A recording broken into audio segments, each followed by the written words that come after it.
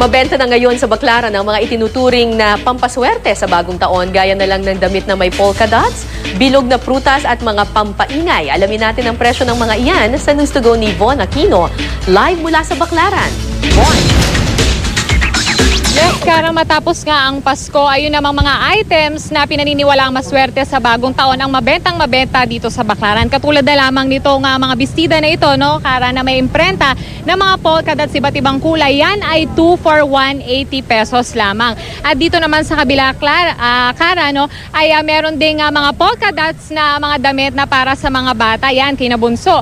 At meron din dito, no, 50 pesos lamang ang kada isa. Pwede ang eterno para doon sa mga damit ng mga chikiting. At dito naman sa kabila ay meron naman syempre mga pampaswerteng wallet. Yan, hindi makakalimutan natin mga kababayan dahil talaga namang maswerte yung mga polka dots para sa wallet. At Kara, chinek din natin yung mga ibang presyo ng mga ibang items na tinuturing na maswerte sa bagong taon at narito ang aking report.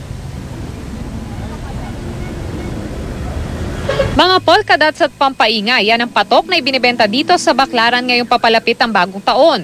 Ang mga damit na polka dots pambabae, ibinibenta sa halagang 50 pesos lang. Ang ternong pambata na polka dots rin, 220 pesos lang. Ang pitaka na ito na polka dots din ang disenyo, mabibili ng 150 pesos lang para sa 2 piraso. Ang mga tsinelas na ito, 50 pesos ang kada pares. Kung mahilig ka naman sa mga Lucky Charm, murang-mura ang mga charm bracelets na ito sa halagang 50 pesos. Ang mga Lucky Charm naman ay sinasabit sa pinto, 100 to 150 pesos lang. Imbis na paputok naman, torotot ang ibinibenta sa Baclaran.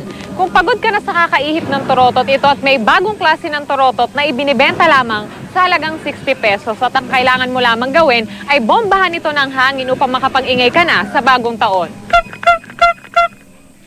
Kasi po para pag-iwas sa pwedeng masugatan. Kasi yung torotot walang masusugatan. At saka maingay po to sa bagong taon.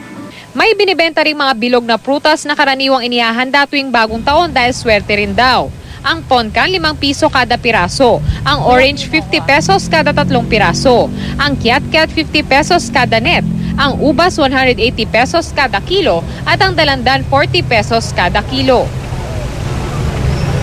Kara, nakita mo naman sa aking likuran, talagang parami na ng parami yung mga namimili dito sa Baclaran. Kaya naman payo natin sa ating mga kapusong mamimili para sa bagong taon ay agahan nila. At syempre, doble ingat pa rin sa kanilang mga gamit habang namimili dito sa Baclaran. At yan muna ang latest mula dito sa Baclaran. Balik sa'yo, Kara. Maraming salamat, Von Aquino.